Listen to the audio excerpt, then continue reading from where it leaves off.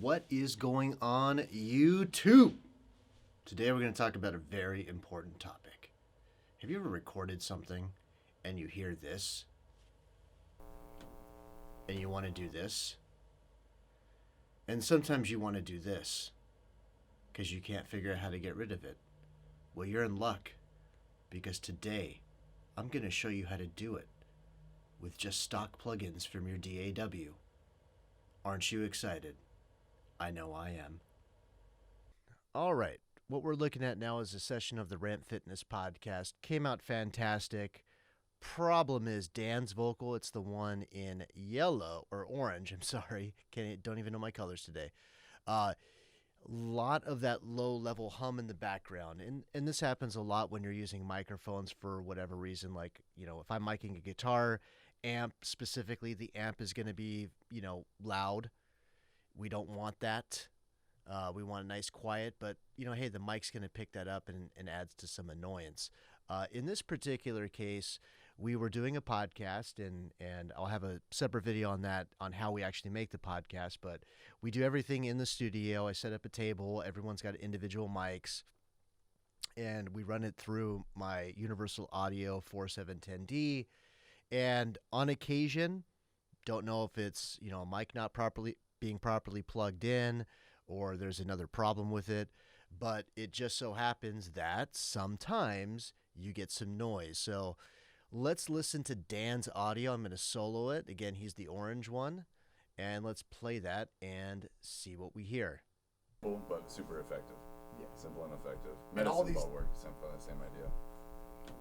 Yeah, and all those. All right, I'm going to stop that. So we hear a couple things, and again, Dan's audio is soloed. So one thing that we're going to hear is we're going to hear a little bit of Mitch. We're going to hear a little bit of Justice as they're talking. That's not uncommon, specifically if you've got microphones with the gain turned up to the appropriate level. People are sitting fairly close to the microphones. You're going to pick some of that stuff up. I kind of like it for the ambience. But the other thing that we're hearing is that little low-level hum, that zzz kind of going on in the background. That we don't want at all. So, lucky for me, in Studio One and most other DAWs out there, they have something called either a noise gate, or in Studio One, just called a gate. And it comes with DAWs. Specifically, if you pay for the DAWs, you're going to get that as a plugin. So I'm going to show you how to do this in Studio One. So we're going to go to the effects. We are going to search for a gate. Boom, right there. And what I'm going to do, Studio One, just drag and drop onto Dan's track. And the gate's now set. Now, a couple things about the gate. We've got the opening. And what this means, if you can see it, we've got negative 40 decibels. So what this means is anything underneath 40 decibels, this gate's not going to allow it to come through, right? So if we turn this off, and let's just watch the metering here, see what we get. Those things are just great for agility. It might not, All like right. we said, it might not. So in Dan's audio, we're getting somewhere between, call it 45, 35. So we're just going to go stock with 40, not make any changes, and see what happens.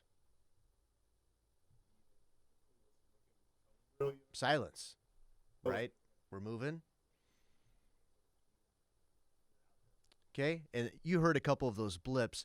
That was actually Justice's voice coming through on the other mic. And again, that means that he was going above 40 decibels in Dan's signal.